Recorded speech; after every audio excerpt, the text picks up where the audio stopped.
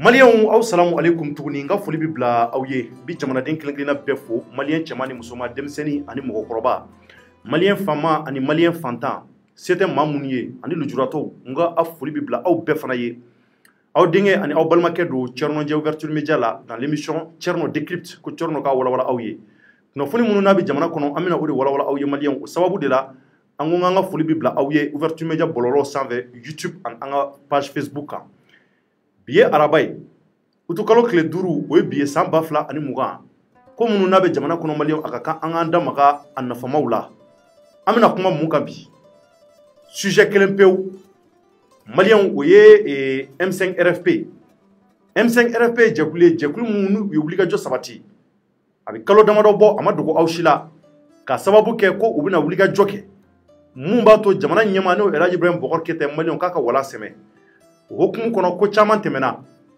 ko minnu n'u tɛmɛna fo kana bila bi la bɛɛ kɛra aw ɲɛna Ouverture Média yɛrɛ an kɛra kɛnɛ bɛɛ kan ka sababu kɛ jamanadenw don ka sababu kɛ u b'u ka hakɛ ɲini na ka sababu kɛ u bɛ ka laɲini minnu bɔ laɲini ninnu a bɛ tali kɛ yɛlɛma de la o hukumu kɔnɔ anw kan ka kɛ jamanaden bɛɛ kɛrɛfɛla la wa an y'o baara ɲumanw sabati maliyɛnw an bɛ bi la bi an y'a mɛn k'a fɔ ŋunuŋunukanw la ko Cheikh Umar Sissoco ale bi M5 RFP mɔgɔw ka leader dɔ don M5 RFP mɔgɔw ka leader dɔ n'o ye Cheikh Umar Sissoco ye an y'a ka audio dɔ mɛn a n'a ka interview dɔ bɔlɔlɔ sanfɛla la an yɛrɛ baarakɛ ɲɔgɔn wɛrɛw organe de presse wɛrɛw presse en ligne ni o ye RP Media mɔgɔw ye donc an y'a ka kumakan dɔ ye k'a fɔ ko a kumana o de ka a bɔlen b'a fɛ k'a yira k'a fɔ ko Isa Kawajim ko ale ti M5 na tuguni ko kuma caman k'a y'o ɲɛfɔ ka so la ko sabula ko a yira k'a fɔ ko Imam Mahamudu Diko o y'a yira k'a fɔ ale ka laɲini ye mun ye Dr Boubou Cissé n'o ye marabolo ɲɛmaa ye o ka walan sɛmɛ assemblée ka ci yɛlɛma ka don ko caman na n'o ye cour constitutionnelle n'a ɲɔgɔn fana ye k'a yira k'a fɔ k'olu ka laɲini ti o ye olu ka laɲini IBK de ka taa wa k'a ka taa fana tari mun de bɛ ka tɛmɛ M5 RFP kɔnɔ anw de mun kalama kunnafonidilaw an da kan ka s'an ma k'a ko ɲɛɲini k'a ko tiɲɛ dɔn mun bɛ yen mun y'a to Cheikh Umar Sissoco da sera nin ko in ma bi ka fɔli k'a la an bɛna a yɛrɛ de wele an y'a essayé ni ka se ka Isa Kawajim wele an ma se ka ale sɔrɔ sabula an kun ale yɛrɛ fana interview mais an bɛ ka wele depuis kunun an tɛ k'a sɔrɔ donc an bɛna Cheikh Umar Sissoco fana wele k'ale interview an y'ale sɔrɔ a ko baasi t'a la maliyɛnw k'an bɛ se ka wele k'a ɲininka a ka se ka fɛn damadɔ fɔ a ye an bɛn'o interview kɛ donc n kɛmɛ ka weleli bila n balimakɛ ma n'o ye Ibou Sy ye a bɛ n kɛrɛfɛ yan ni interview tɛmɛna ni Cheikh Umar Sissoco ka kumakanw ale ne bɛna n da don a la ka walawalali caman kɛ kuma minnu n'a bɛna bɔ a da kɔnɔ ka hakili jagabɔ kɛ k'a lajɛ n'a sɔrɔ a bɛ tali kɛ ko kan Cheikh Umar Sissoco salamu alaikum alaikum assalam ba somɔgɔw bɛ di tɔɔrɔ tɛ ba ni waati in na maliyɛnw ɲɛ b'i la u tulo b'i la Mali kɔnɔ ani Mali kɔ kan i bɛ Ouverture Média bɔlɔlɔ sanfɛla la an ka page Facebook ani an ka chaîne YouTube donc an y'a ye M5 RFP leader dɔ y'i ye a ye wulikajɔ sabati a bɛ waati damadɔ bɔ a kɛra jamanaden bɛɛ ɲɛna nka an y'a ye bi journée la an ye kunnafoni dɔw carintɔ ye réseaux sociaux ka bɔlɔlɔ sanfɛla la ko i tun bɛ RP Media fana kan kumakan dɔw tɛmɛna k'i ko ko kɔrɔfɔw la ko Isa Kawajim ko aw tɛna ale lakodɔn tuguni maaw ka kɔrɔfɔ la M5 RFP kɔnɔna na ka sababu kɛ ko laɲiniw bɛ ka falen tari kuma ninnu anw bɛ fɛ ka a ko tiɲɛ yɛrɛ yɛrɛ dɔn a bɛ boli mun de kan kuma minnu fɔra bi ne tɛ réseaux sociaux labɛn parce que o temps tɛ n bolo k'a fɔ n ko n bɛ o jateminɛ d'accord o temps tɛ n bolo ayiwa kuma caman bɛ fɔ a la ayiwa mɔgɔw u ye faamuyali k'a la u ma faamuyali k'a la u b'u hakililata de fɔ o ye tiɲɛ awɔ siɲɛ caman na ayiwa tiɲɛni caman de bɛ k'a kɔnɔna na ne ma foyi fɔ ni ayiwa bɛɛ bɛ min kalama n b'a fɔ k'a fɔ ko Kawajim gɛnna ka bɔ yɔrɔ la ne ko dɔrɔn k'a fɔ n ko sisan a tɛna an ka ɲɔgɔnyew la a tɛna M5 RFP ɲɔgɔnye la ayiwa kuma an ye ɲɔgɔnye min kɛ ayiwa Imam Jara o de nana CEMAS tɔgɔ la ayiwa k'an ka ɲɔgɔnye nin kɛ ayiwa n ye min fana fɔ o ye ayiwa a b'a da don kuma na ayiwa mɔgɔ min ye ɲininka ko yala ko a bɛ kunnafoniw min di a b'o di M5 RFP tɔgɔ la ko a t'o di o tɔgɔ la bari a yɛrɛ b'a fɔ k'a bɛ kuma séance de trop là. Mara bɛ kuma min fɔ k'a fɔ ko olu ko président ka to yen ani gouvernement d'union nationale ani assemblée nationale ka tunu ko o tɛ anw ka kumakan ye nka a t'a fɔ fana bari hɔrɔn don a t'a fɔ fana k'a fɔ ko ale b'a fɔ la M5 RFP tɔgɔ sa ne y'o kuma ninnu de préparatifs. D'accord. Oh mais munna Issa Kɔji ti taga M5 RFP mɔgɔw ka jɛkulu la tuguni. Fɔra ye Kɔji yɛrɛ ɲininka dɛ. Ne tɛ se k'o jaabi d'aw ma. D'accord. Ne kɔni bɛ min dɔn a tɛna. A tɛna ayiwa a bɛ kumakanw min fɔ ayiwa ne ye n da don de kuma ne ye n da don de la. Mɛtari aw bolo Issa Kɔji bɛ se ka bɔ ko ɲɛfɛya la parce que mɔgɔ caman y'a yira k'a fɔ ko hali wulikajɔ minnu bɛ kɛ ko ninnu na ko a jɔyɔrɔ ka bɔ a la kosɛbɛ i y'a ye donc maintenant aw bolo tari hali ni laɲini kɛra k'a fɔ ko président kana taga marabolo ɲɛma ka o de ka taga ani ka fara assemblée ka ci donc aw bolo Issa Kɔji bɛna se ka den kɛrɛfɛ yan malgré que a ye wulikajɔ minnu kɛ kɔrɔlen. Ne ye min fɔ o de ye nin ye anw ka kunsina ye min ye président ka taa a n'a ka fanga u ka taa bari jamana tɛ se ka jɔ bilen ni ninnu ka hakililata ye bari o hakililata b'a ko di jamana ka hɛrɛ de ma jamana ka jɔli ma ayiwa ni hakilila wɛrɛ bɔra a kɛra Kɔji ye o a kɛra mɔgɔ wɛrɛ ye o k'a fɔ ayiwa ko olu to o la ayiwa anw tɛ se k'a fɔ ko o tigi bɛ kuma na anw tɔgɔ la ne y'o de kuma fɔ Kɔji an n'a tun bɛ ɲɔgɔn kan tuma min na a jɔyɔrɔ tun ka bon kosɛbɛ maa don hakili ka bon a hakili ka ɲi a bɛ se kuma na ayiwa a b'a a jɔyɔrɔ fɛ nka bi bi in na ko k'a bɛ kuma na séance de tɔgɔ la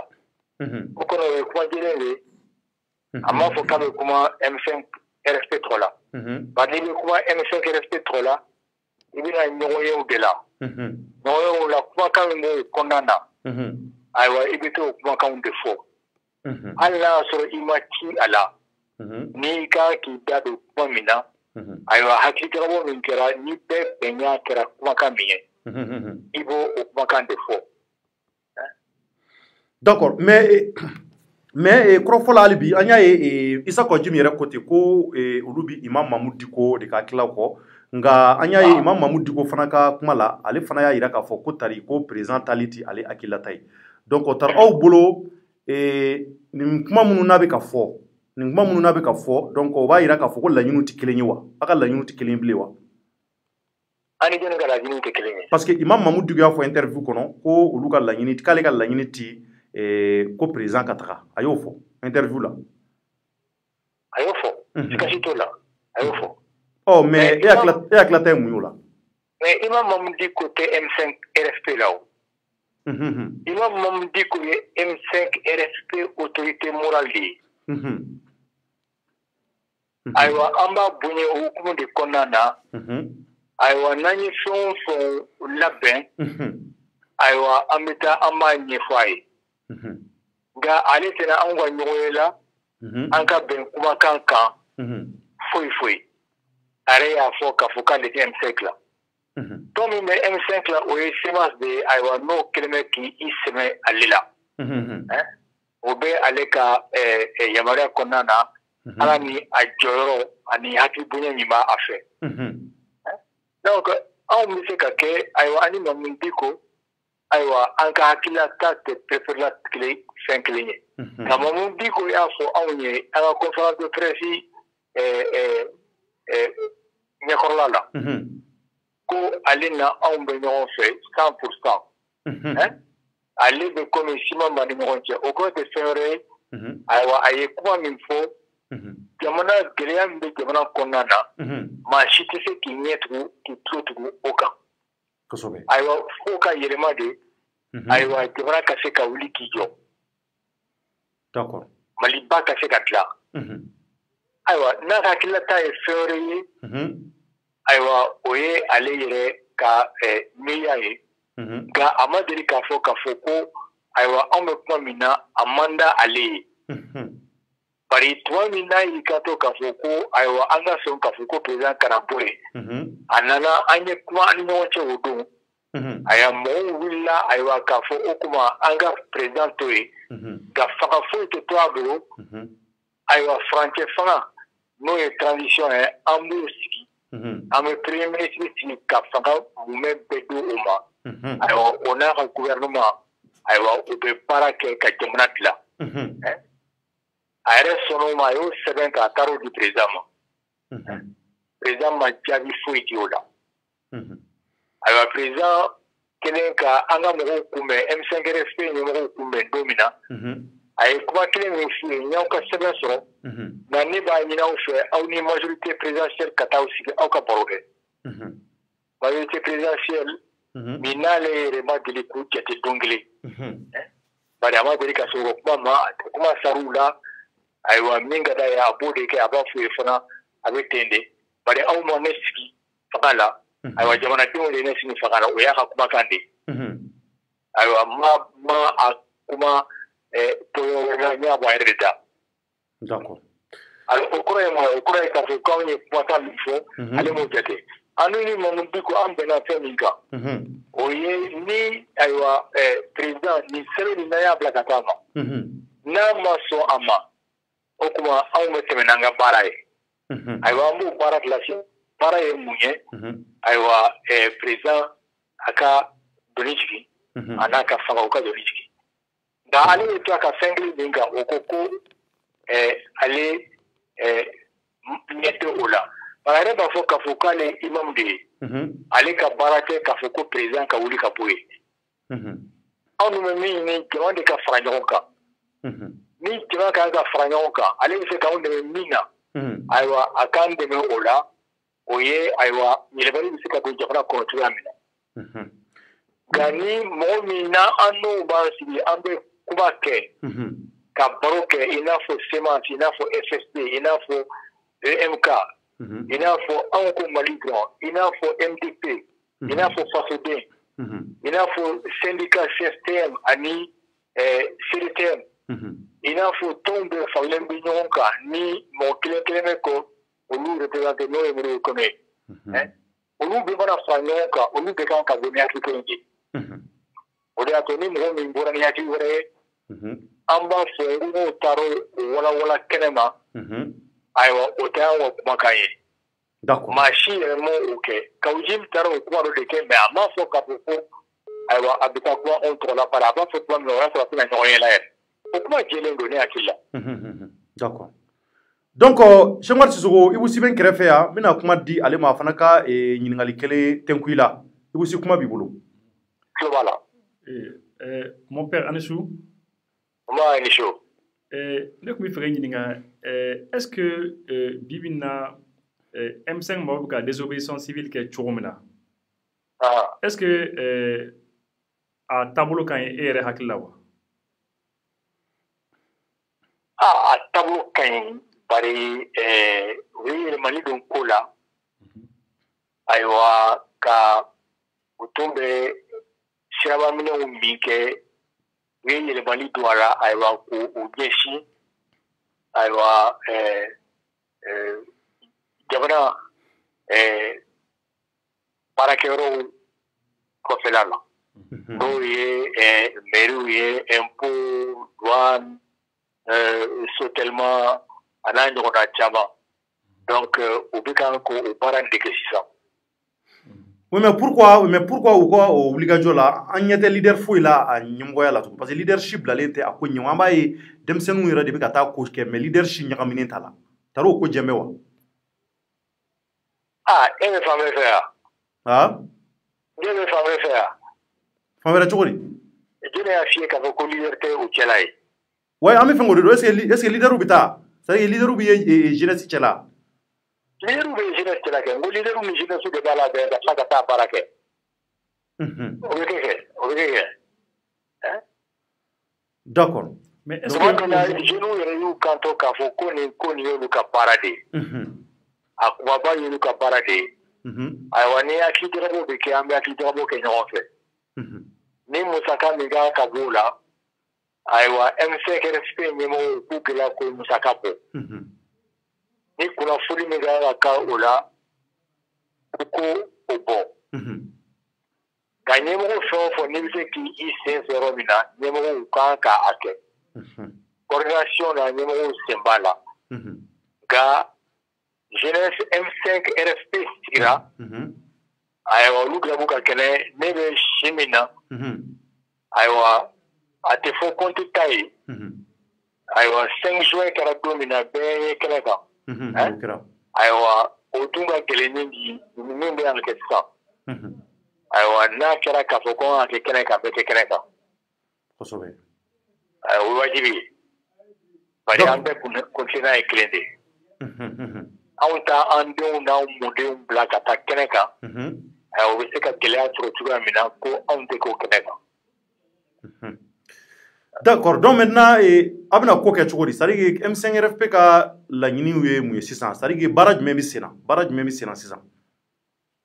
ayiwa i ye min fɔ banbaganciya ani n'o ye désobéissance civile ye o kɔni o bɛ taa fɛ hali n'a y'a sɔrɔ u bɛ yan ka denmisɛnninw minɛ u bɛ yan k'u jogi juguya ba la aw yɛrɛ b'a dɔn bi bi in na ayiwa mɔgɔw ye dɔw bɛ yen n'o tɛ anw fɛ n'o ye fanga ka mɔgɔw ye u ye mobili yɛrɛ dɔ kulo kan dɔ jumɛn commune 2 la bi o kɛra ayiwa a kɛra gendarmew ɲɛna ayiwa u ma fɛn kɛ u ma foyi kɛ u ye dɔw minɛ k'u jogi ka dɔw minɛ k'u don kaso la ayiwa k'u taara dɔrɔn ka t'u jɔ yɔrɔ dɔ la ayiwa ko ka taa ka yɔrɔ k'a fɔ k'u bɛ yɔrɔ datugu k'u minɛ k'u don kaso la o kɔrɔ ye min ye ayiwa gouvernement kura min sigira ayiwa nin y'u jɛmakan de ye ayiwa bɛnba bɛ mɔgɔw minɛ kaso tapo b'u don kaso la u bɛ minɛ don min na u bɛ taa u dusɛjɛ yɛrɛ u bɛ taa n'u ye tribunal la ayiwa u ka jugement bi kɛ u bɛ u don kaso u bɛ taa n'u ye kaso la directement kaso ba o t'o kɛ. D'accord. ayiwa aw kunnafoni na aw tɛ se k'a fɔ k'aw t'o kalama. An b'o kalama an bɔra kalama k'a fɔ k'u ye maa 5 datugu. an b'o kalama o kɛra kunun u ye mɔgɔw minɛ fila yɛrɛ u bolo b'u dimi u ye hakili la k'a fɔ k'u bolo karilen don u taara n'u ye kaso la alors u ma sɔn ka taa n'u ye furakɛli yɔrɔw la ayiwa bi anw de y'an bama ayiwa ka o musakaw sara u bɛ se ka taa arajo kɛ cogoya min na k'o furakɛ o yɛrɛ tɛ adamadenya ye bari sariya bɛɛ diɲɛ fan 14 bɛɛ sariya kasoladen n'a man kɛnɛ wajibiya de don ayiwa a ka furakɛ ayiwa a bɛ furakɛ a bɛ kaso bon min na a bɛ furakɛ n'o wari de ye o kɔrɔ tɛ fɛn wɛrɛ ye jamana de ka wari de bɛ k'a furakɛ o ye ni a fɔra k'a fɔ k'i bɛ denmisɛn minɛ i tɛ hinɛ ayiwa k'u don kaso la ko o joginnen don e tɛ taa n'o ye furakɛli la ko fo o yɛrɛ de ka taa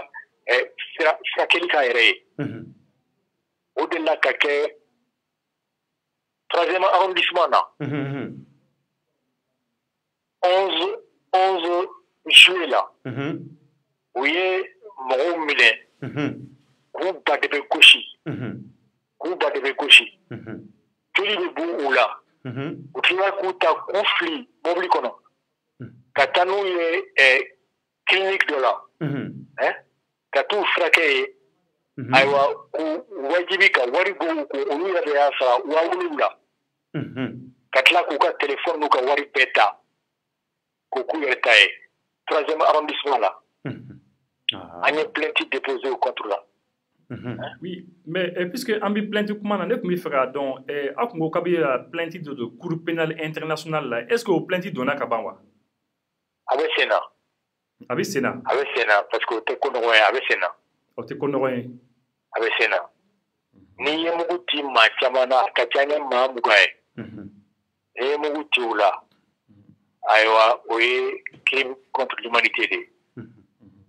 O kɔnɔna ayiwa o fɛn o fɛn b'a la bi n'u bɛ yan ka baara kɛ ayiwa ni ala sɔnna ayiwa o bɛ ye mɔgɔ jɛnnen kan ayiwa kuraw min fana nana sisan gouvernement kura min nana sisan n'u bɛ ka nin baara min kɛ ayiwa o fana b'a ye mɔgɔ jɛnnen kan bari u nana min kama o ye ka ɲangili de kɛ bari n'u ɲangili tun tɛ ayiwa ni gouvernement bɛ sigi ayiwa i b'i hakili la taa ministère fila la olu wajibi olu ministres kan ka sigi n'o ye ayiwa kɛnɛya ministère ye bari banajuguba dɔ bɛ diɲɛ kɔnɔ bi bi in na a b'anw yɛrɛ fɛ yan kosɛbɛ nka u ye maaw sigi min t'o ye ayiwa kalanko an bɛ mois d'août de la bi bi in na septembre kalo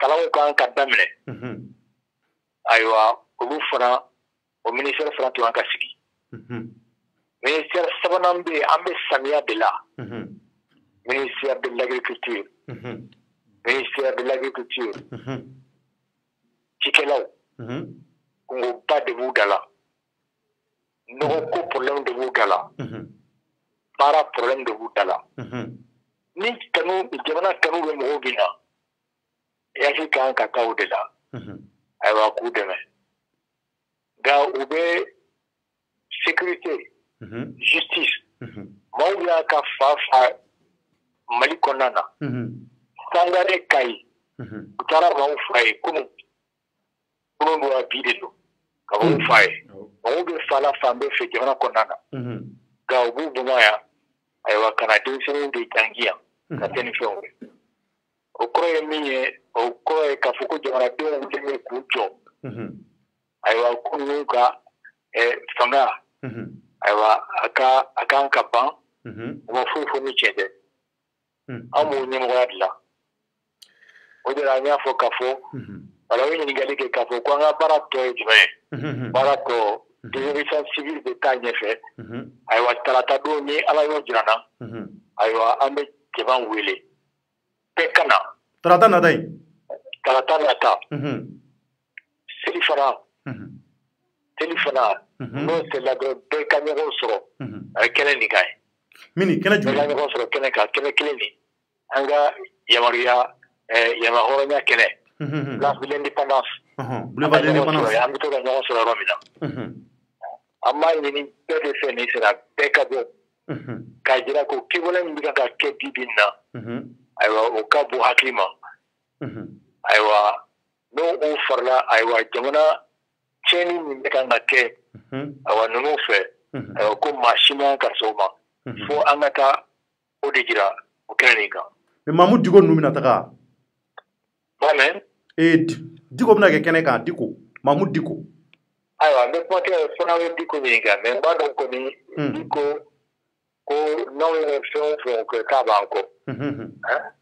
Alors Diko taara dugu la a ka d'an ye a ka na yanni o don ka se ayiwa anw ye nin yamaruya nin ta kunun de ayiwa n'a nana n'a ko k'a bɛ kɛnɛ kan an b'a bisimila kɛnɛ kan ayiwa hali ni a ko k'a tɛ na ayiwa n y'a dɔn ayiwa a ka dugawu b'an kɔ a ka dɛmɛ b'an kɔ.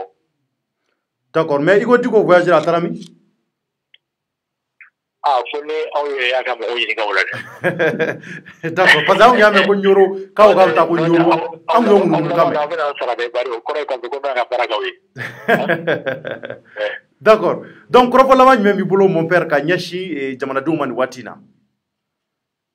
Ayiwa kiwale min bɛ ka kɛ bi bi in na ni n y'o ɲɛfɔ aw ye mɔgɔw fagara juwe kalo tile 10 tile 12 maaw caman joginna ayiwa CEDEAO ɲɛmɔgɔw nana yan ka tila u ye ɲɔgɔn ye ayiwa u ka visioconférence la n'o ye téléphone ni jabarani ye u ye ɲɔgɔn ye o la n'a y'u ka kumakan mɛn maa kelen da ma dɔn k'a fɔ k'u bɛ dugawu kɛ anw ka so ye maa kelen a kɛra anw ka président ye o a kɛra tɔw ka président ye o maa si m'o kɛ maa si m'o kɛ. D'accord.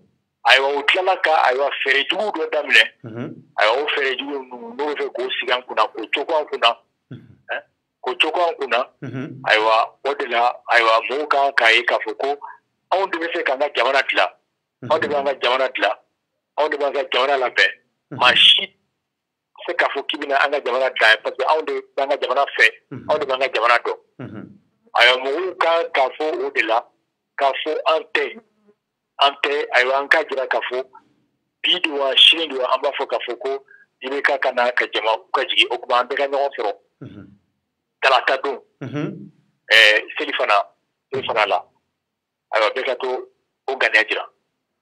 Merci beaucoup mon père. Ala ka dugu ɲuman jɛ. Amin. Merci. Amin. D'accord, donc Malien a bɔra ka Cheikh Oumar Sissoko ni ale kumakan ye an ye ale de sɔrɔ yani o cɛ kunu an y'a lajɛ ka se ka Isa Kawajim k'ale wele nka an m'a sɔrɔ an ye kunun bɛɛ kɛ ne yɛrɛ y'a wele m'a sɔrɔ n ko i b'a sɔrɔla n kɔrɔ occupélen don kosɛbɛ nin waati in na bi fana n y'a wele pour que an ka se k'a ɲininka parce que kuma caman bɛ ka fɔ a ma nin waatinin ninnu na k'a yira k'a fɔ k'a dabɔlen don M5 RFP mɔgɔw ka ko la k'u tɛ k'a ye bon an ye Cheikh Oumar yɛrɛ ɲininka Cheikh Oumar fana bɔra ka o kelen fɔ k'a tɛ ka ye kɛnɛw kan ten donc bon mais a dama don ko siɲɛ kɔnɔ ɲɛna maintenant ni Ibou Sy de bɛna hakililataw fɔ kuma minnu n'a fɔra Cheikh Oumar Sissoko fɛ an b'an hakililataw fɔ la ka se ka ɲɛsin aw ma donc maintenant Ibou Sy i bɔra ka Cheikh Oumar mɛn i bɔra ka kumakanw mɛn je pense qu'il a été bref donc a ye kuma minnu fɔ a ma kumaw caya a ko tout simplement ko tarata nata in ko bɔlu bɛna kɛ bon a ko Diko voyagelen don n ka taara min a ma sɔn ka don o la k'o walawala a kuma b'a yira ni Diko nana o Diko ma na o olu ka bɔli kɔni tarata u bɛna bɔ ka boulevard de l'indépendance minɛ e dalen b'a la nin bɔli mun ni a bɛ ka labɛn Cheikh Oumar y'a fɔ cogo min na tari a bɛna kɛ kɔrɔlen kɔni parce que Diko ma lancement kɛ a tun kan ka bɔ ka mɔgɔw ladɔnniya a tun kan ka appel dɔ kɛ Kawajim fana tun kan ka appel kɛ tuguni donc parce que a yira k'a fɔ jama caman yɛrɛ bɛ yen jateminɛw y'a yira maa caman bɛ taa Diko kama parce que Diko bɛ ko ɲɛfɛla la donc a dɔnnen don a jɔyɔrɔ dɔ bɛ jamana kɔnɔ donc e bolo a bɛ se ka kɛ Diko bɛ bɔ fana yanni tarata yɛrɛ cɛ fana ka kuma o bɛ se ka kɛ nka ko in i hakililata ye mun y'a la. Bon déjà a ye kuma minnu fɔ ne hakililata ye min ye déjà fɛn kelen bɛ yen o bɛ ka ne tɔɔrɔ kosɛbɛ. O ye jumɛn ye? O ye mɔgɔ minnu sara ni jamana ma tasi bila k'u ye quoi. Vraiment. Parce que en fait Thierno fɛn dɔw bɛ yen il faut que an k'o fɔ ɲɔgɔn ye ça c'est clair quoi. C'est-à-dire jamana ɲɛma mɔgɔ si jugu tɛ quoi. Mɔgɔ si jugu tɛ ale de ye jamana président ye mɔgɔ minnu wulini b'a kama bi mɔgɔ minnu b'a contre la bi o tigilamɔgɔw de y'a ta 2013. C'est vrai. Donc c'est important que c'est-à-dire il faut que toujours ne peut pas faire quoi, il faut qu'on se pose les bonnes questions. Ni gɛlɛya nana il faut se poser les bonnes questions. O ye jumɛn ye i kan ka ɲininkali min k'i yɛrɛ la ɲininkali ɲumanw bɛ yen ɲininkali juguw bɛ yen ni e ko attention ninnu bɔra il faut que n k'u mate u bɔra il faut que je les mate n k'u mate n k'u gosi. Tu sais kɛlɛ ye fɛn dɔ ye waati dɔ la i bɛ se ka san sɔrɔ mais waati dɔ la waati dɔ bɛ se ka goya i dɛ kosɛbɛ waati dɔ bɛ se ka goya i ma a bɛ se ka juguya i ma i ni min bɛ ɲɔgɔn na ale fana bɛ se ka san sɔrɔ donc c'est la raison pour laquelle ko mana kɛ cogo o cogo ni fagali kɛra c'est des gens u bɔra ɲininkali minnu kan ka kɛ yɛrɛ la c'est pourquoi ninnu 2013 u ye ne ta pourquoi 2013 et 2020 ni ɲɔgɔn cɛ san 7 kɔnɔna na pourquoi aujourd'hui ils sont contre moi mun na bi ou bien contre la mun na bi gɛlɛya bi qu'est-ce qui se passe maintenant i bɛ se ka fura ɲini a problème na quoi ka se ka lajɛ bon qu'est-ce qu'il faut faire mun ni mun kan ka kɛ bon moi je sais que ne b'a dɔn depuis le début mouvement nin bɛ ka daminɛ tuma min na ne b'a dɔn ni président kun agira teliya la i n'a fɔ cour constitutionnelle mɔgɔw ka situation ani hali assemblée situation ni fɛn dama dama kun kɛra non c'est clair c'est clair parce que mun de nana ni kɛlɛ ye cɛ min nana ni kɛlɛ ye o ye député ka kalata min kɛra kɔsani le deuxième tour parce que premier tour la kɛlɛ ma kɛ o n'o de y'a juguya sinon waati y'a sɔrɔ tension kun bɛ dɛ non o y'a sɔrɔ denmisɛnninw ka kalanko kun ɲɔgɔn oui mais tigɛmɛ dɔɔni mais kalanko bɛ yen depuis le mois d'octobre depuis o tuma na kalanko problème bɛ yen mois d'octobre mais on a fait pratiquement 7 mois 8 mois 9 mois Thierno pratiquement mais est-ce que mɔgɔw b'o la o de kama an jigila mɔgɔ caman na an ko mais leader caman bɛ jamana kɔnɔ denmisɛnw bɛ se ka kalo 6 kalo 7 kɛ école karamɔgɔ kalan tɛ yen Mo tika bo. Tension boulou nous kumbe quoi avec fin tellement kera quoi. Mais mi yele na ni kele o kana député o ka o ya fo tourmana fo la tourmana ko résident yele mana. Ah, voilà. À fora tchoukoumna. Mais à fora tene. Parce que le problème est que moi, je vais pas. Moi, donc, et dans là? Non, moi, faut qu'on dalenta là. Moi, faut qu'on dalenta là. Mais j'aurais aimé que, c'est-à-dire, Manassa nous, vous qu'on a amené en flagrant délit. Nous, vous avez amené flagrant délit là. Là, au moins, officiellement, c'est très clair, c'est établi. Mais bec, on y a fort. Dans la mémoire des Maliens, bec, on a, dans la mémoire collective des Maliens, bec au résultat, il y a tout le monde l'a dit. Donc, puisque mon au résultat, il y a donc c'est ce qui s'est passé. Donc, il faut autour des fanana. Donc, c'est là que mouvement qu'on n'est pas d'accord, on n'est pas d'accord, on n'est pas d'accord. Donc, le résultat, il y a les matins. Mais aïe, manasa de nous, non. Tout le résultat, il y a les matins. Tout le monde a marqué. Où qu'on nous tape, on faut. Bon, pratiquement presque, elle était à la limite qu'elle est. Et puis, elle est dans la donc. Mais, à la débat, donc, quoi, qu'on nous garde tout le monde. À la débat, qu'on nous belle exactement, quel est le là à quoi on a fond là. Mais tout le monde sait que, tension qu'on nous l'a, ou les tension là. Donc, le président, qui mesure chirurgicale, immédiatement, quoi, directement, quand il sait qu'elle a dit, bon, vraiment, la cour, en méninque, l'Assemblée ambitieux kanike ni fait donc sera que je sais que les mouvements bela de mouvement qu'on a faire sur le cinéma mais maintenant que ala ke farali kala ça kala normalement ne kon bolo président ni gouvernement manga dimi pas olu manga dimi aussi eux qui sont au pouvoir vous le bi fangana donc e bolo dimina mais et ay ko tashi blackera moi, comme ça, officiellement, il faut faire marquer. Et puis, même situer les responsabilités. Vraiment. Même qu'à responsabilité située, qu'il faut, bon, vraiment, n'a sur M5, bon, il faut vraiment qu'il y ait justice,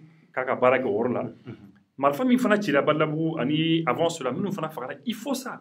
Parce que le problème, c'est quoi? Il y a un problème, quel que soit Alpha, il faut ni affaire il va falloir que justice casse la quai.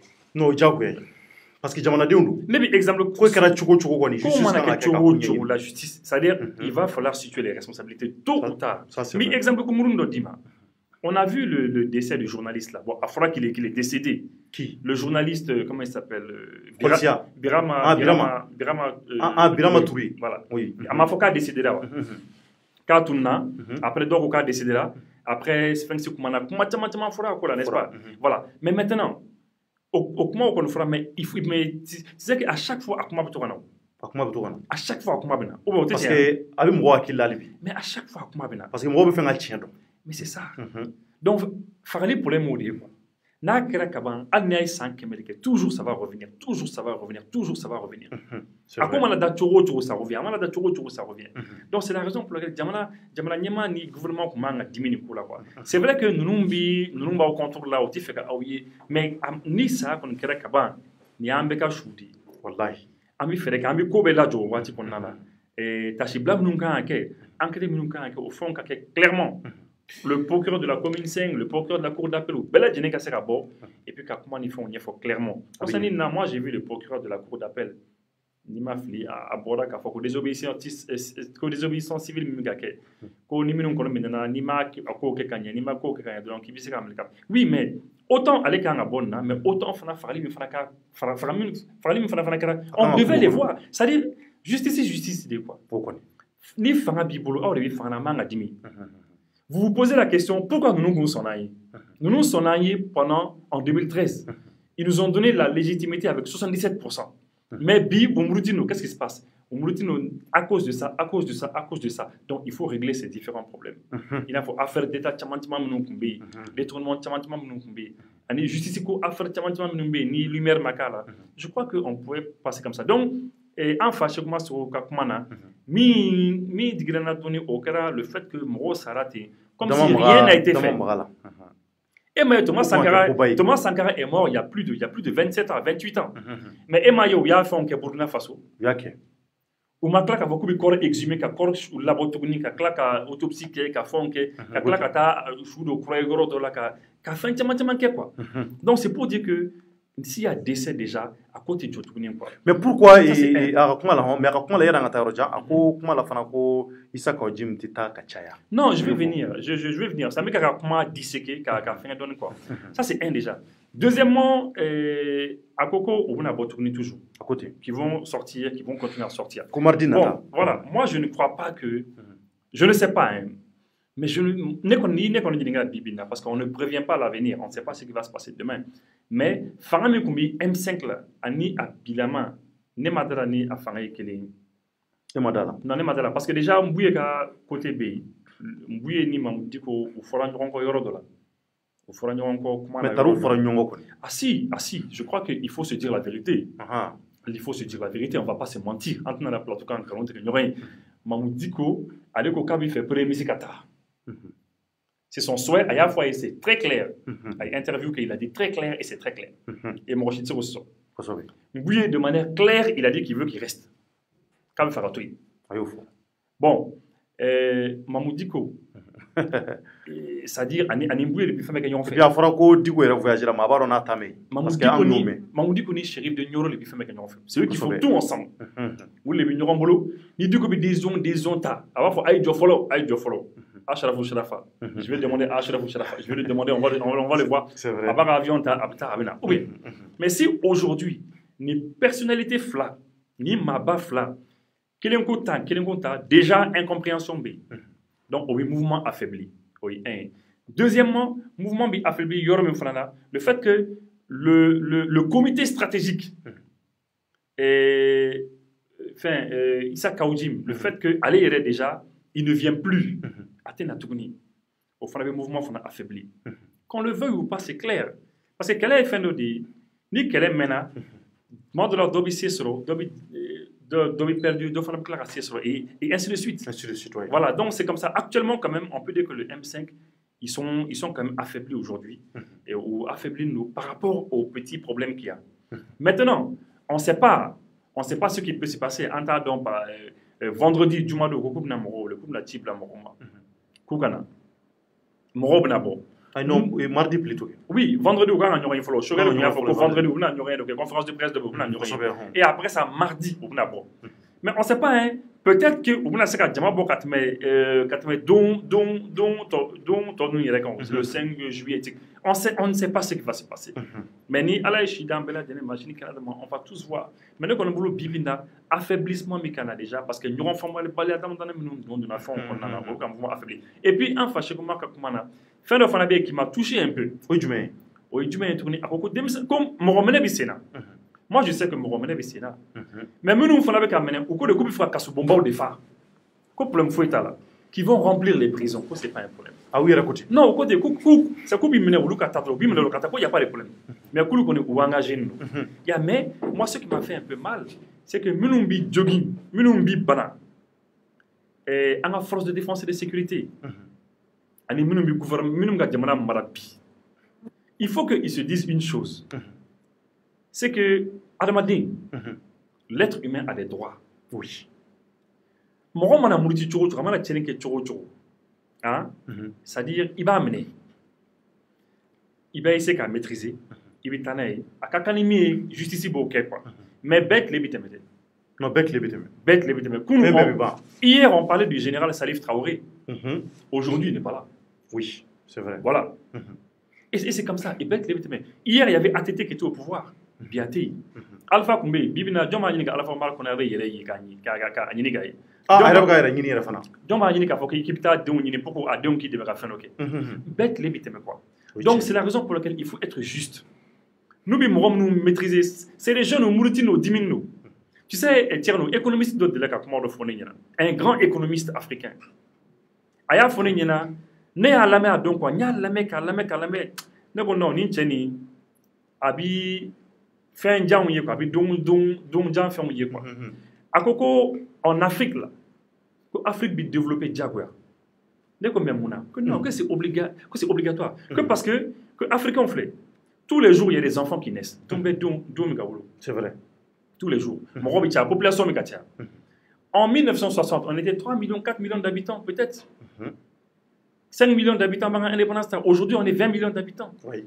Moro manachaya ou ka besoin bichaya. Besoin est du mais ben morobi là. Ben morobi kurana. Ben morobi barala. Ben morobi kalana. Donc tout le monde a besoin des services sociaux de base. Ben morobi mobilin de là. Ben du na sera sur ni jamana majeri kanya. Oui jawé. Ni yoro ni sare ni. Tant que gestion nyamati mo bet se ka soro parce que do bi kusa do yefana. Mais tiens, nous mais ne pouvons pas un micro-trottoir. Mais je te voyais, mais Tarmayoro Théo. Mais tu te rends compte parce qu'il est mobile là-dedans. Mais Tarmayoro Théo, pratiquement. Tarmayoro Théo, il n'y a pas de trottoir. Trottoir Théo. On va Tarmayoro Minga. Donc, il y a Tarma Goudron, Ani Fani Nironche, il s'est mis de Djira, et puis voilà. Mais les gens aspirent à de meilleures conditions. Armadin, il est dit. Armadin Danateni. Tu veux de meilleures conditions. Aux conditions numa nyinitola. Jamana marabao, nous maseka ke abna bokama. Donc les jeunes tamambe ou bibo de kama. Jeunes tamambe ou tiboko mamudiko ko bien ko batili ou bien ko shogel non. Donc les be wisi bunu ko kwenna, ipta so luta e barako de. Donc ta dibite ket mabbe. Doma fo yina kale 10 000 ko ale ka fin ko ale ka bu abi bu mi fere ko bu nyigi no ko c'est sera mai donc jibi wo yoka le fait que moro tout ka fin solo ou moro bi hakemina ou moro bi femina pour bien vivre eh bien économiste ni ko moro bi bon les populations africaines vont sortir la jeunesse va sortir donc jeunesse africaine nous marali bina galère donc ça va obliger avec les dirigeants obligés ou ka essayer ka faire gérer kanya quoi. Parce que moi, je suis révolté de ma bête. Et effectivement, en Afrique, ça se passe comme ça. Donc vraiment, moi, je suis un dirigeant qui a 10 000. Nous sommes 10 000. Ou la population de dos. La population mourutira. Il y a une solution. Mais quand on a 10 000 quoi. C'est mon adon quel qu'en soit alpha. Et puis, Koko Gelera Choko. Et un yɛrɛdama ni ɲɔgɔn cɛ do. Et puis encore, maa minnu bɛ ka wuli ka jɔ kɛ tan. Et n'i y'a jateminɛ, i b'a ye k'a fɔ u ka c'est-à-dire que u ka kumakan yɛrɛ ye mun ye. Président dɛsɛra bɛɛ b'a dɔn o ye tiɲɛ. Président dɛsɛra o ko ne ma se fɔlɔ la o. Ne yɛrɛ bɔra kunun n'i ye Bamako sira ye ka taa Banani don dɛrɛgɛ. Maa tɛ se ka taama Bamako, mobile tɛ se ka boli, moto tɛ se ka boli. Bamako kɛn bɛ ko wɛrɛ de ye jamana in kɔnɔ yan. An k'o tiɲɛ fɔ ɲɔgɔn ye. Ne t'a dɔn président kɔni an b'o tiɲɛ fɔ an ka segin a kan su ni tile. Kɔnɔdimi tɛ ko ye, ɲɛdimi de don. Maaw b'a fɔ ɲɛdimi de don. An bɛ Bamako kɔnɔ yan. Siraw tiɲɛ bɛ Ibousse yɛrɛ ɲɛ b'a la. E natɔ e yɛrɛ y'a ye siraw tiɲɛ bɛ i bɛ cu dingɛ kɔnɔ. Ne yɛrɛ ka mobili fɛn karila de. N k'a karila ka bɔ a la. O jɔn nɔ ye? Maa minnu bila bɛ sira dilan na olu de nɔ tɛ yan. Anw bɛ jɔn dɔn k'o ye jamana bɛɛ fa ye. O t'i bɛ kɛ ye. Donc ça ne va pas, hein. Non, il faut qu'on se dise la vérité. Ça ne va pas. Bɛɛ b'a dɔn k'a fɔ ça ne va pas. Mais chacun va. Mais tiens, ne bɛ exemple dɔ d'i ma. Mɔgɔ caman bɛ k'an lajɛ ni a ka caméra ninnu na. C'est les Maliens de la diaspora o bɛ kɔfɛ. O ɲininkali carte nina b'u bolo kɛ. Walahi. Carte nina kuma in yɛrɛ fɔra ne yɛrɛ bɛna wuli ka jɔ k'a la. Mais tiens, an kan ka collectif dɔ de. Ka carte nina ko in daminɛ. An bɛ collectif dɔ kɛ. Le collectif des 100 cartes nina. Maliens fɛn o fɛn bɛ diɲɛ kɔnɔ ni carte nina t'u bolo. An bɛ se ka conférence de presse pas ok pour ka kuma kan. Wallahi. Mais imagine an ka état, an ka jamana, notre pays, an bɛ dɛsɛ ka carte nina di an ka jamanadenw ma. O kojugu yɛrɛ. U bɛ jamana kɔfɛ. U bɛ jamana kɔfɛ. U maɲumantɔ ko la. Wallahi. U mago de bɛ ka sa. U tɛ se k'u ka papier renouveler. Dɔw b'i gɛn, dɔw yɛrɛ bɛ obligé ka nationalité wɛrɛ yɛrɛ ta. Wallahi. Dɔw yɛrɛ bɛ dogo, u b'u ka vie bɛɛ kɛ dogoli la. Dɔw bɛ baara kɛ peut-être avec les papiers de quelqu'un d'autre. Mais ils n'ont, mais papier dama quoi, papier dama. Oui, vous n'avez pas voulu au fana fura ti sora. Bon, les jamana laban kɛra ten. Donc, c'est-à-dire que solution yɛrɛ jamana ɲɛmaaw olu yɛrɛ kan ka solution de sɔrɔ ko la k'a sɔrɔ jamana ɲɛmaaw. O de ye problème ye. Il va arriver un moment. Économiste ni y'o de fɔ ko waati dɔ bɛ na na, waati min bɛɛ bɛ fɛn dɔ revendiquer, chacun va revendiquer. Ne bɛ nin de fɛ, n'an bɛ nin de fɛ, bon il faut donner. Bon, n'o cayara, qu'est-ce qui va se passer? Jamana marali bɛ gɛlɛya. A bɛ gɛlɛya. Bon, ni jamana marali gɛlɛyara i ma, ni e ko bon i b'a kɛ kɛlɛ ye, ka mɔgɔw mate, mais c'est pas bien. C'est pas bien. C'est jamanadenw. Et puis fɛn kelen fana bɛ yen, an fa Cheikh Umaru y'o fɔ a ka kuma na. N y'a ɲininka Cour pénale internationale ko min na. I y'a ɲininka o la. O yɔrɔnin fana ye n lasiran dɔɔni. O ye n lasiran min kama. Cour pénale filɛ, Thierno, Cour pénale tɛ kulonkɛ kɛ dɛ. Ni papier don Cour pénale la, n'a sera ka don, ni papier donna, hali sini ni olu ni u balimakɛ ou koroke nous doni Ibeka talo ni do bu tela minga ko ni Ibeka et M5 là mais je crois que Ibeka a biso ka ko nous pays ali sini nous koroke jara parce que kala ko fe jabe de kala ko fe jabe nous jara sini ka fo ku sebe ko jara u ka nyogo mne u bi do gara ministre ye u bi ka tema nyoy ka fonke ni papier de na cour pénale o te jore ubina non, on dit jodé. Quand on a donné non, bon, si c'est bon, on va arrêter. On va dire ça, ah non. La cour pénale, on l'a c'est bien, on l'a dit, nous lui a dame les cabodro, on a dit à quoi faire, on l'a dit, on a tout qu'on a dans les pinim, femme au gang. Cour pénale, la justice, ce n'est pas de l'amusement. On les kama, mieux qu'on a dîné ou demain, quand on s'est Kobe, on a cassé un grand femme, quoi. Vraiment. Nous, comme ça, quand on fait un obi dans Mali, qu'on est ni minga nga ko bi ko ni yon tient et puis ko bi sera ban yango. Sinon, dès que la requête elle est introduite à la cour pénale, nous connaissons ça qu'à mener. Nous à mener, nous comme ça à voyager que Mali qu'on font que ah là c'est les choses finalement il faut maîtriser plein de. Ala kana zo niveau mo ibusi. Voilà donc. Jamana ngoni abiro muna voilà. Gelabi ala ko na nyafo gelabi yoro chamana o koni we chinyadi.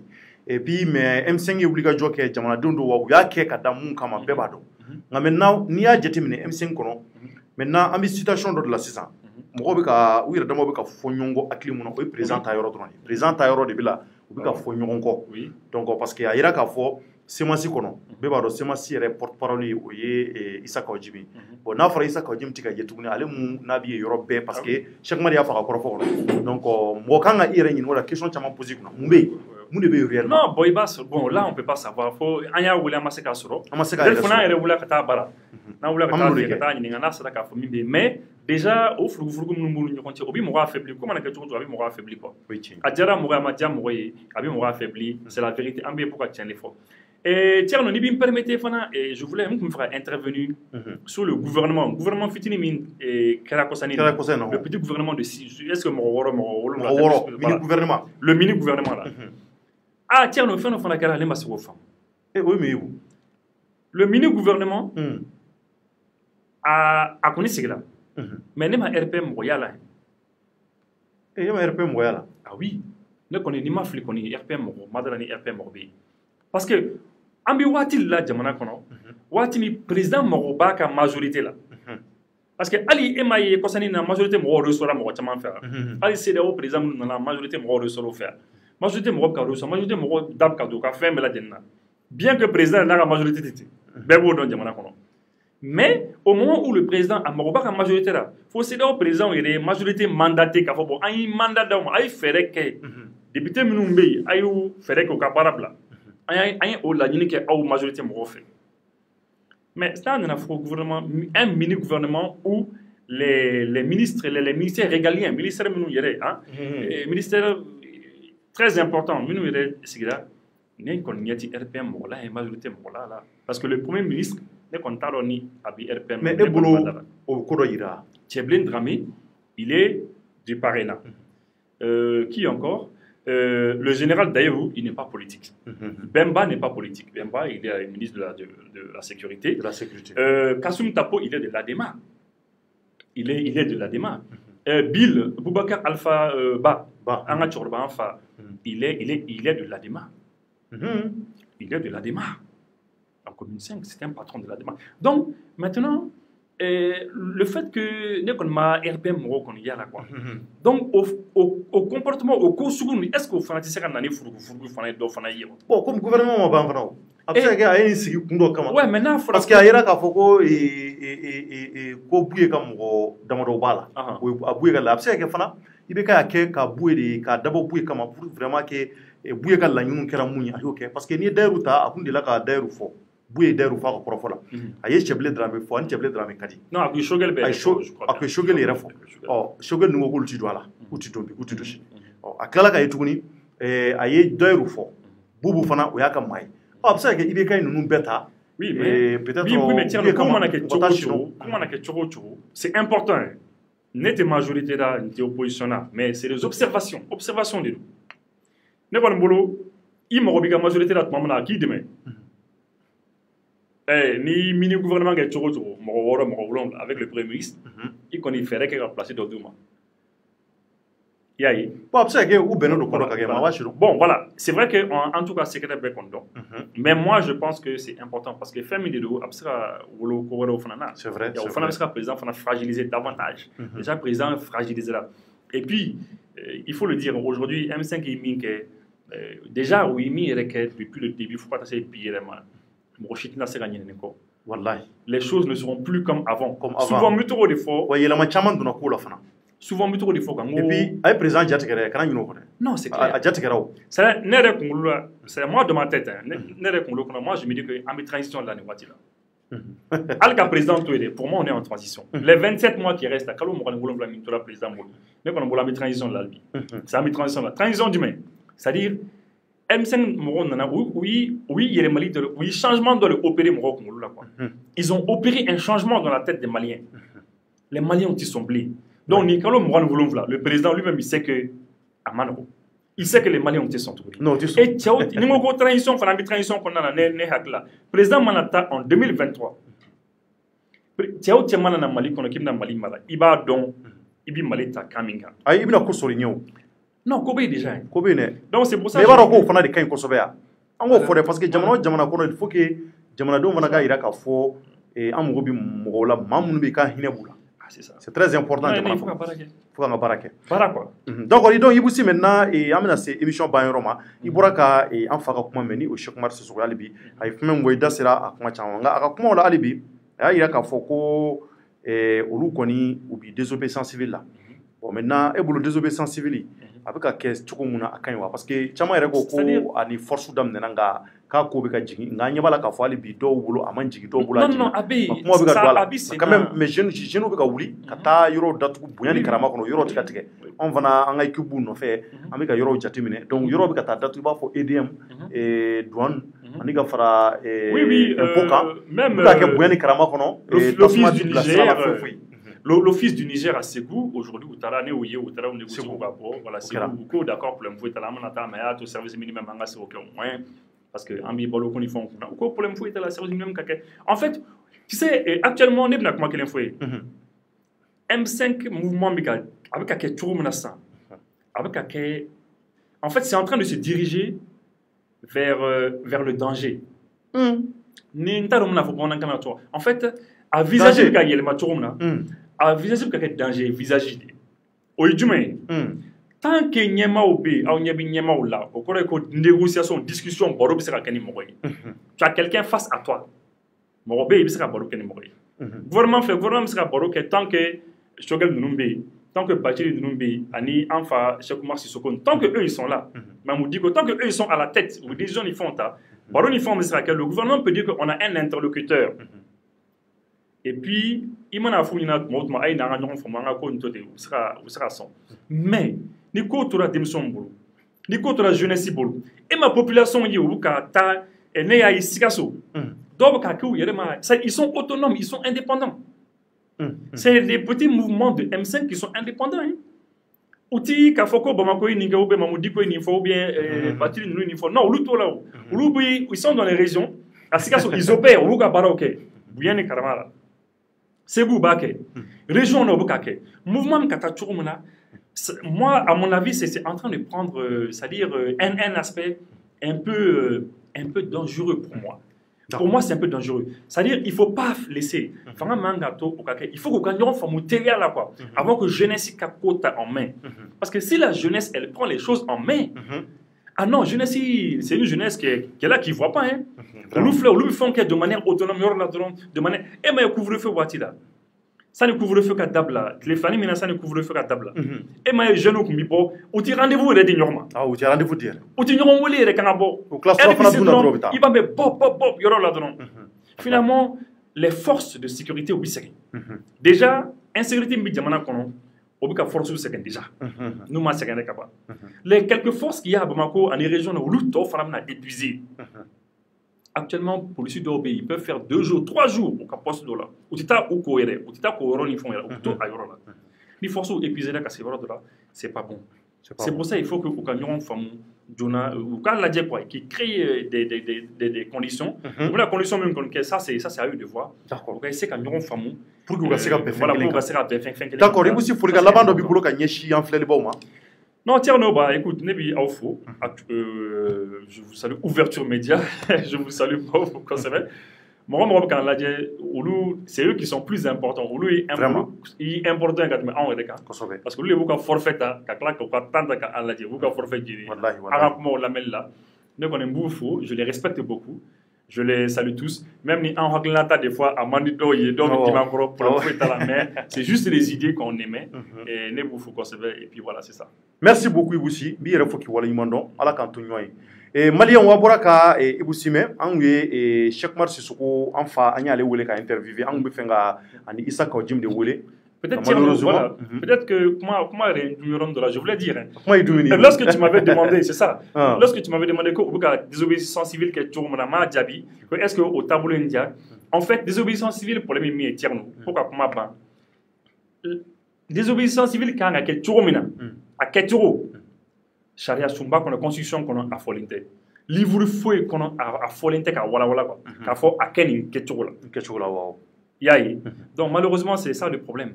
D'accord. Donc, c'est vrai que c'est pas bien. Mais toujours est-il que mais voilà, il n'y a pas une manière comme ça de faire la désobéissance civile. D'accord. Donc, à principe, qu'on est mis, à Haglina, qu'on est mis, oui, impôt ni fait nous sara, qu'a dit gouvernement. Ni ou ka tchening kenai ou bien dobe ka voyou ni kenai voyou kenai anyebi voyou na le fait que tu kan waru gérer kanye waru ambi banga ansara a hakla bay odé quoi ne pas donner de l'argent au gouvernement pour que bloquer quoi ka décevoir là comme ça faut ka donc faut que vraiment aywa nous ne ka war dama am ka barakeni ne ka wari donc nous il faut angul la main de manière générale. Mais maintenant, pour parvenir à ça, à quelque chose on a fond, c'est pas défini, c'est pas déterminé. Ok. Donc, Baba, Akila, au point il y a une chose ma chama mina au famille parce que moi on dit donc à foka n'y folie préparer te anga et charia kono. Et puis charia kono oui il faut charia kono. Ils ont dit que si l'État républicain est mis en danger, c'est-à-dire la forme républicaine de l'État ne obéit danger là, ni dobi fera au bord au car la République qui fait un vrai, il faut qu'il y ait peut-être monarchie ou bien qu'il fait un vrai, que la population ne sera pas quoi. Oui, au défaut, mais voilà, mais après, bon, juriste ou il sera ou va donc donc on vous merci et Malien on ambi au faut ka wali mando ka fo ni wati ngona e comment nya fo chuko muna anzira ka Cheikh Mar Sissoko de soro mais amaseka Isaka Jim soro sabula amangela fana ka seka asoro inshallah peut-être chini amale nanzira ka taka demaya la ka soro ka nyininga ko munu misina kuma munu ka fo akko donc aka akila ta fo alibi jamana do mi fenga amirila ta miala donc ayra bora ka Cheikh Mar ka kuma me ko mamudi ko voyager nous a voyager mais atale no fa nyume an ya me ka kan ata shirfu kefe no ashrafa anfa ambi fuli ke ashrafa ka fo ala ka shini kena dama ala ka me encore alibi donc andaro nasro atale no ni ma bafla nu ni wara bafla nu tara usiki ka nyogonye ka kuma wala saka be fengelen ka donc hukum kono ambi afo alibi ala ka beni sabatina jamana do nyonche ani nyemogo yere dama nyonche odi anga lañini malion adenge ani abalma ke do chorno jey bi fulidi aw bema ka fo ko wole nyimondo ka fo ala ka dugu nyonche merci à toutes et à tous.